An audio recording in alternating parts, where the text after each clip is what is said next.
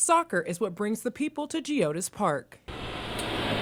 Fans know the real fight happens when the match is over and it's time to leave. And after the game, you have like thousands of people all trying to leave the stadium at the same time. And there's one like 6-foot wide sidewalk to accommodate all the pedestrians. Kobe Langner loves our city soccer team, but leaving Wednesday's game almost went left for him. I got to this crosswalk and a Lyft driver had just like pulled forward and didn't stop. And so I was standing in front of the vehicle and kind of tapped my hands on the car to get their attention.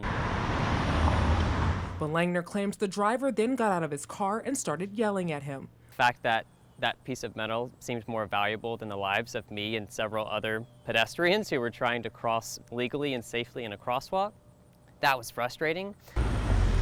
Langner says the situation also scared him, and he worries about others who walk and bike in the city. You know, we've seen pedestrian deaths on the rise, especially since 2020, and that's really scary for someone who chooses to walk and bike as much as I can around the city and is a fan of Nashville SC.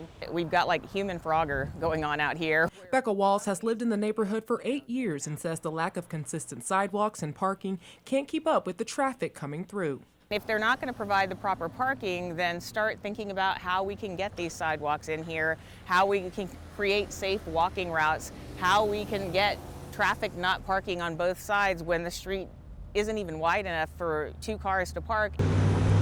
Langner agrees improvements are needed and is optimistic the city can work to make that happen. I hope that an issue like this will raise awareness and help leaders take action before it's worse next time.